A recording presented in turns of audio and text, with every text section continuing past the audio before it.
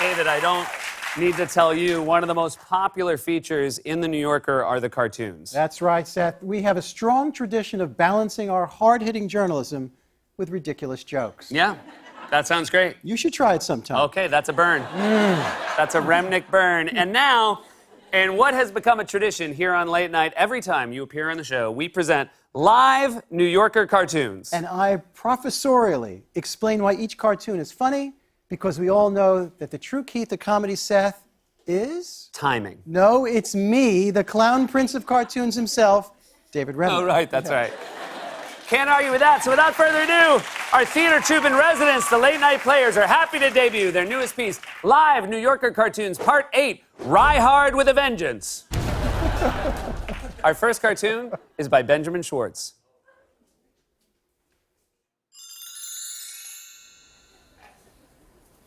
Damn it, cilantro ruins everything.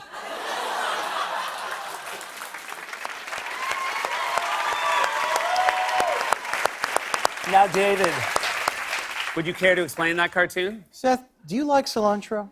It's fine. It's not fine, Seth. It's disgusting. It destroys everything from fish to salad to this man's marriage. Ah, yes. And David, just curious, what do you think of people who do like cilantro?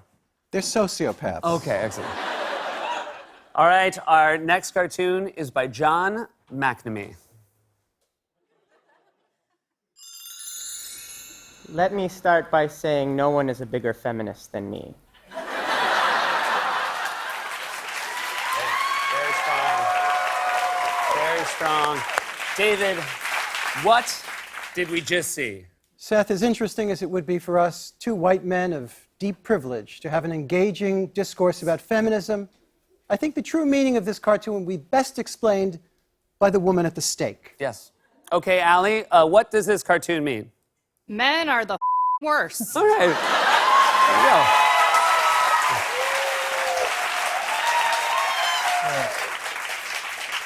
She has a point. I don't think I could have said it any Me better. neither. You know, we have a couple seconds while our crew sets up the next cartoon, so I was just wondering, could I show you a cartoon that I drew myself today, and could you tell me if it's good enough for The New Yorker? Okay, ready? Be honest. All right, it's two guys on a desert island, and one of them saying, I can't find the stapler. Well, you know, Seth, we have three baskets at the cartoon meeting. Oh, great. Yeah. Yes. Maybe. And the other basket. Okay, great. That's where I think the staple joke goes. Okay. All right. Now, because I showed it to you, do you have to pay me? Yeah. $5. Our next cartoon is by Maddie Dye. Do I need it? Does it spark joy?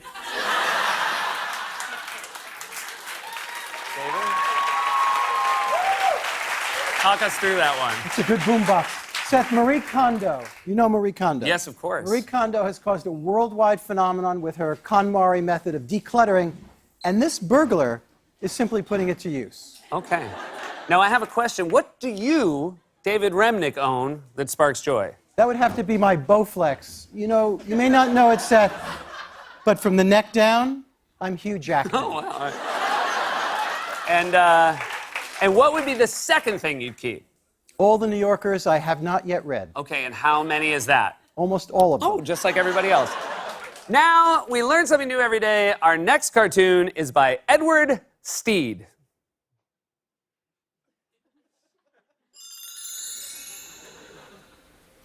This explains the penis we saw downstairs.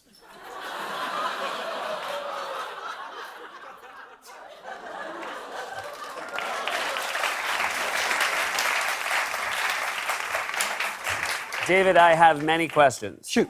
First, what was that? I have no idea. Okay, next question. Where did that cartoon take place? Don't know. Okay, were the two people in an apartment belonging to a giant, or was it a museum where some sort of giant was on display? No clue. Okay, and were the people in the cartoon very, very small and the naked man was normal size, or were the people normal size and the man was very, very big? Don't know. Okay, final question. Why do you like that cartoon? It has the word penis in it. Ah, great. Is there anything you'd like to say before we look at our final cartoon? No. Instead, I'd like to talk to my teenage fans out there. Oh, you have teenage fans? I'm a teen icon, Seth. Okay, great. Go ahead. What up, all you Romaniacs? It's the leader of our squad, David Remnick, telling you that once again, the hippest, grooviest party in town is the New Yorker Festival, running from October 11th through 13th, and all your favorites will be there.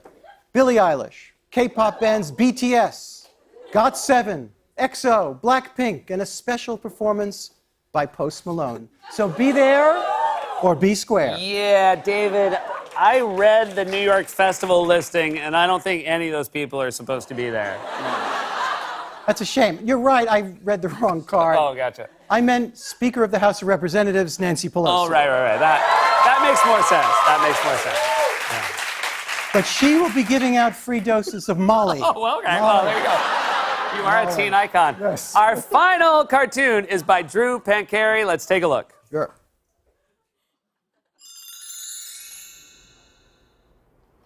All right, but just one more episode.